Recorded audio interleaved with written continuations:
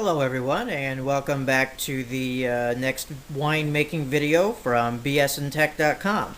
It has now been 7 days later since we first made the wine, and the airlock on the primary fermenter is now bubbling about once every 4 seconds, so it has slowed down a little bit.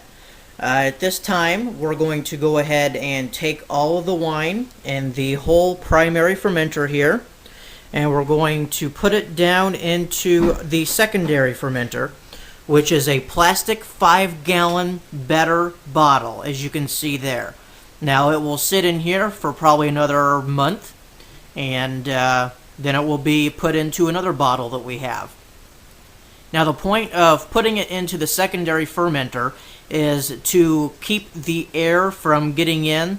When we put it in the primary fermenter, there was a lot of air and airspace at the top. As you can see here, the 5-gallon mark is right here, so there's all this space for air. And when you put it down into the secondary fermenter, there's much less space. Now the secondary reason for putting it into the secondary fermenter is so that you can get a lot of the lees. Lees basically is a lot of dead material and a lot of the other additives, such as the bentonite that sits on the bottom, and it's a sediment, and you really want to get that sediment out of your wine before you put it in your bottles. So at this point, we have everything sanitized. We're going to go over some of the equipment that we need, and we'll start moving the wine. Okay, for the next part of the video, we're going to just go ahead and show you what you need in order to put your wine in your secondary fermenter, also called racking up. Now, you do not need to have exactly something this nice, but what this is called an auto siphon. The auto siphon you put down into your fermenter, or your primary fermenter, and then you just pump this.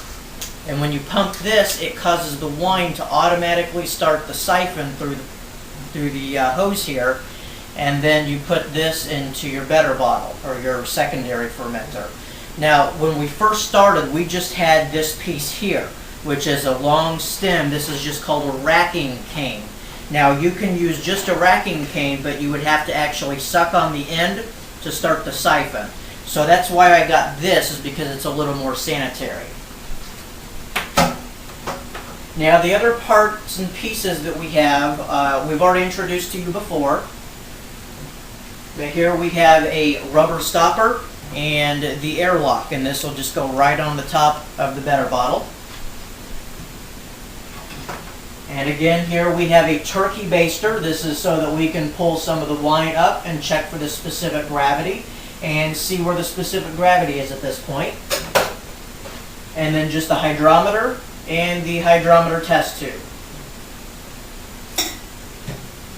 At this point, we're going to go ahead and show you what the wine looks like fermenting. Okay, now we're going to go ahead and take the top off of the primary fermenter.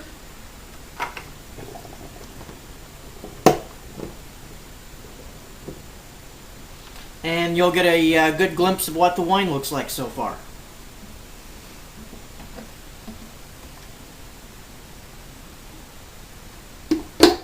Okay, so that's what the wine looks like.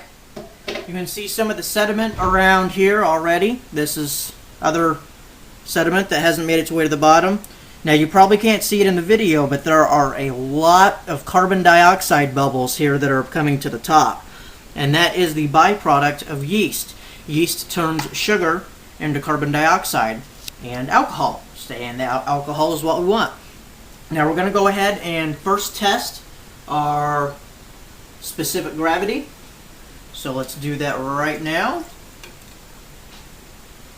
And this will tell us what our alcohol content is already just after 1 week.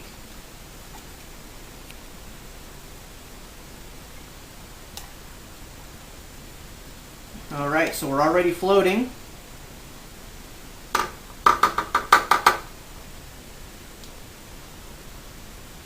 Give it a good spin there and try to get some of the bubbles out as much as we can. And it looks like at this point we are at about 1.04 4. Alright, now before we use the auto siphon, I'm just going to point out that this wine right now is very, very murky. You can't even see through this cylinder. And that's because there's a lot of yeast and other particles that are still floating around in there. When the wine is fully finished, this will be crystal clear and you'll be able to see right through it. Now we're going to go ahead and start the auto siphon. It's just a matter of putting it down there. And make sure your hose, try to put it all the way down to the bottom if possible. And the reason for this is it creates less oxygen getting into the wine. Now we've got it all the way down there at the bottom right now. And then it's just a matter of pumping. So all we do is we take a couple of pumps here, and looky there, it automatically started for us. And it's going to go ahead and fill up the container.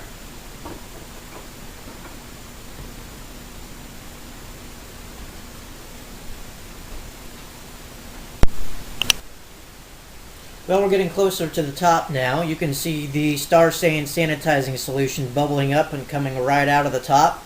That's nice that it's continuing to sanitize while it's filling up. Now, when this gets to about here, we'll go ahead and shut it off. That way, the stopper will be about right here, and there'll be very little space for oxygen.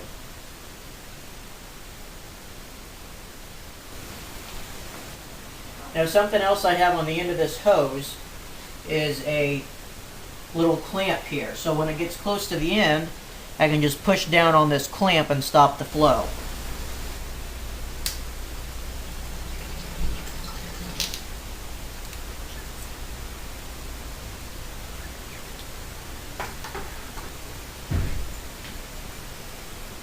And it's all done.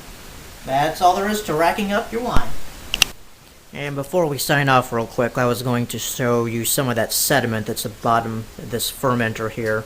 Now, all the wine is mixed in with the sediment, but you can really see how it's sticking there to the container.